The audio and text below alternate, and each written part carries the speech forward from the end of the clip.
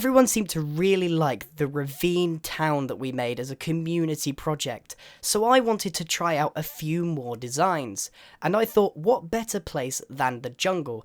It actually took me a really long time to find the jungle biome, but we found one in the end, and we're going to make a pretty cool looking village. Just as a warning though, this build is particularly difficult, and I did try to slow down where it gets a little bit more complicated. Nonetheless, let's get straight into it. So obviously, the first thing is finding a jungle and then selecting the right place. Today I'm joined by Botbox and AdjustMe, who will be helping me make this community jungle village.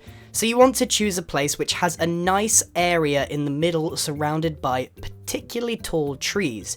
You then want to go ahead and start planning your town. So in the middle, which is where the sort of town centre is going to be, we linked up 3 trees close together and then started planning where the other houses are going to go. They are all on different Y coordinates, and that's quite essential for the look of this build.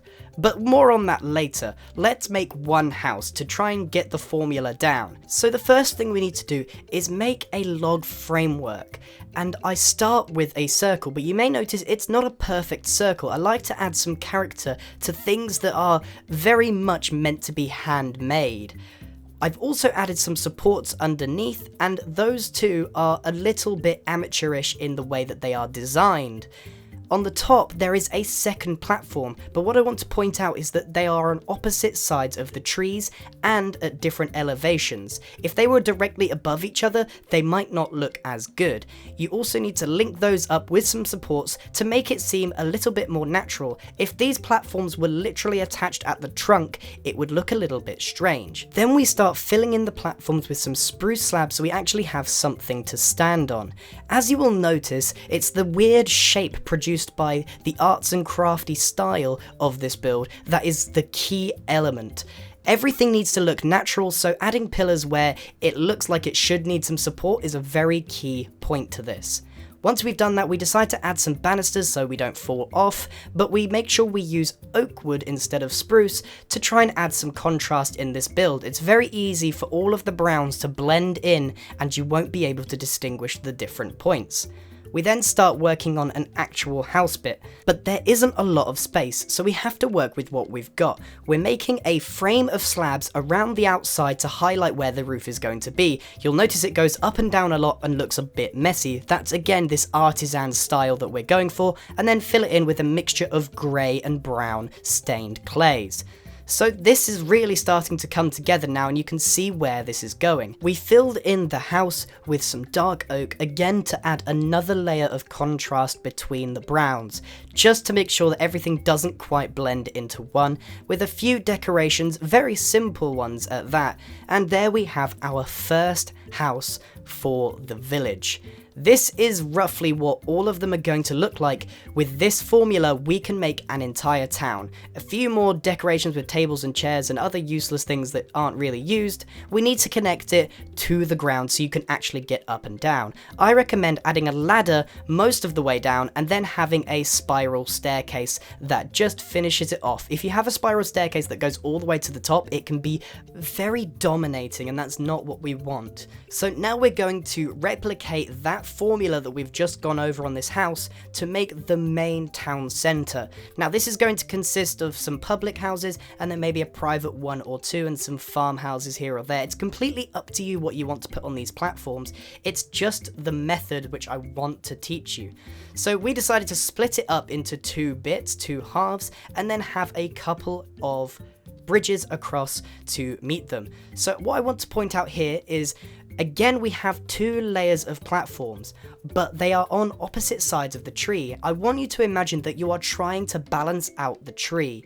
So if you've got a large bit on one side, you need to balance it out on the other at a different Y coordinate. That way you get a very visually pleasing build because it's got a lot of contrast in shape. Okay, enough of the big words. Again, we need to start adding lots of supports to make it seem natural.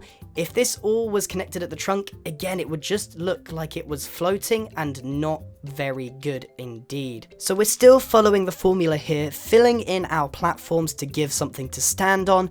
If you are doing this in survival, you will need a lot of dirt scaffolding, but if you've got a group of you doing it, it should be really, really fun to build. It took us about 30 minutes, which I don't think is too bad at all. We then start adding all of the oak banisters so that we don't fall off, and we add that bridge that I was talking about earlier. We decided to go for dark oak and make it so it's sort of drooping down and it gives it a sense of gravity, which is always really natural looking in a build like this. If it was completely straight, you'd find it looked very odd indeed, especially with all of these artisan crafty styles that we've got going on.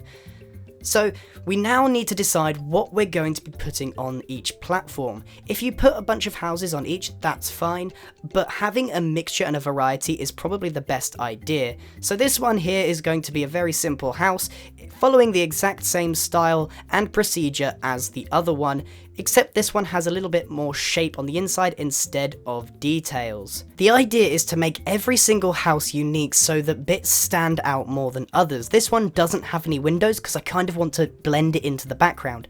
This platform here is going to be a very unpractical farming platform. Now these things aren't designed to be used a lot, but if you're okay with having a small farm, this is perfect. You can stick the water in the trunk so it's hidden away, and you can hide the dirt underneath with some more spruce slabs. This does mean that that particular platform will be thicker, but that adds a lot of shape and density to the build. On the other platform, on the other side of the town centre, we decided to add a larger house so that it can be hidden away, and the only way to get there is through that ladder, which isn't particularly obvious, so you need to know your way around to use the town very well. Now this is going to be essentially a giant umbrella. There is going to be no walls because this is what we want to be the community area, so we don't want it to seem like it's private. That's why we've added a chimney, because there can be some additional details added, such as a furnace and that kind of thing. We like to decorate our furnaces here on this channel with any sort of chimney, mainly cobblestone. Underneath, however, is where we can add the house. This will look great from the ground, as it's the first thing your eyes are gonna hit, and then you'll see the rest of the village in the background, plain and clear. So now it's starting to really take shape. We started with a very simple jungle tree house, and now we've got 2 functional platforms and a bit of a town centre. There's only one more house at the other side which we need to complete before everyone has a clear place to live. We decided to add another bridge that was straight in the end because it matched better. Do not feel that you cannot edit. This one here is going to be a particularly large house, as you can see by the size of the framework that we're working on here. Underneath is a slightly smaller platform. Because the original was so large, it would look a little bit out of place. So to make it sort of cone inwards, we added one underneath that was slightly smaller, and that will be a farming platform. So you can see that this one has a particular shape. It slopes down towards the town.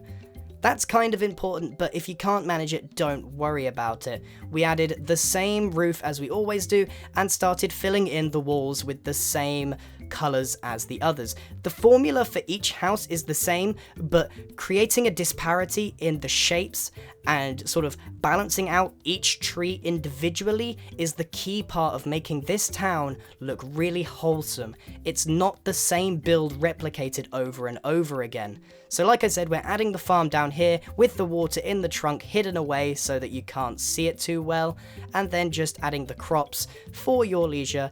Again, these things aren't designed to be practical, but they are for those people that are in survival and do want to farm, but perhaps don't want to cut down the entire jungle. Now for the finishing touches, we're adding leaves all over the place because it is a jungle and it will get overgrown. We then added some chests, pots, and crafting tables to finish the entire thing off, and this is the result.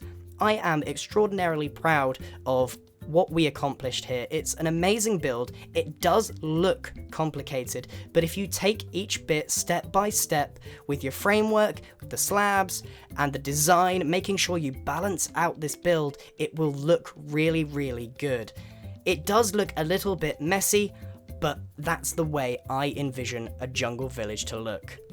So let's take a first person look at what we've done, because you can only see so much from the third person. Sometimes it's nice to just walk through. So I'm joined by Botbox and Ajasme, who, as you know, built this with me. So I'm pretty proud of this, and I'd love to see your creations using this style in a jungle. So let's go up the spiral staircase. Now, actually, we didn't test it, so I hit my head and I couldn't use it, so make sure you test out your spiral staircases before you walk up them. Fortunately, there was no more problems, and we were able to get up into the build a-okay.